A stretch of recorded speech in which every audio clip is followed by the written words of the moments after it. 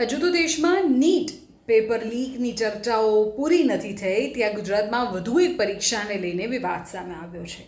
આ વખતે આશંકા સેવાઈ છે જામનગરની આયુર્વેદ યુનિવર્સિટીમાં પેપર લીકની. BAMS ત્રીજા વર્ષનું શલ્યતંત્ર 1 વિષયનું પેપર લીક થયાનો આરોપ છે. વાયરલ લિસ્ટ એક છે જેમાં 12માંથી 11 પ્રશ્નો પરીક્ષામાં પૂછાઈ ગયા. યુનિવર્સિટી તંત્ર હવે હરકતમાં આવ્યું છે. તપાસ કમિટીની રચના થઈ ચૂકી છે અને દોષિતો સામે કડક કાર્યવાહીની એઝ યુઝ્યુઅલ ખાતરી અપાઈ ગઈ છે. પૂરા સમાચાર જો તમને આપું તો શિક્ષણ જગતમાંથી આ ચોંકાવનારા સમાચાર. નીટ વિવાદ બાદ હવે જામનગર સ્થિત ગુજરાત આયુર્વેદ યુનિવર્સિટીમાં પેપર લીક થયું હોવાની આશંકા વ્યક્ત થઈ રહી છે. BAMSના ત્રીજા વર્ષની પરીક્ષાના એક પેપરને લઈને મોટો વિવાદ ઊભો થયો છે જેમાં વાયરલ થયેલા પ્રશ્નો જ બેઠે બેઠા પરીક્ષામાં પૂછ્યા હોવાનો સનસનાટીભર્યો દાવો થયો છે.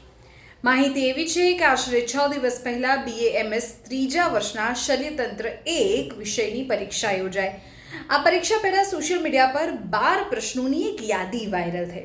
ચોંકાવનારી બાબત તો એ છે કે પરીક્ષાનું પ્રશ્નપત્ર સામે આવતા જ સોશિયલ મીડિયામાં વાયરલ થયેલા 12માંથી 11 પ્રશ્નો બેઠા પૂછાઈ ગયા. આટલી મોટી સમાનતા સામે આવતા જ વિદ્યાર્થીઓ અને વાલીઓમાં ભારે રોષ છે. પેપર લીક થયું હોવાની શક્યતાઓ મજબૂત બની છે. આ ગંભીર મામલે ફરિયાદ મળતા જ આયુર્વેદ યુનિવર્સિટી તંત્ર હરકતમાં આવ્યું.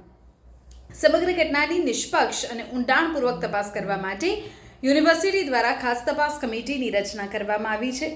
પરીક્ષા નિયામકના જણાવ્યા અનુસાર આ પ્રશ્નો ક્યાંથી અને ક્યારે વાયરલ થયા તેની ટેકનિકલ તપાસ કરવામાં આવી રહી છે.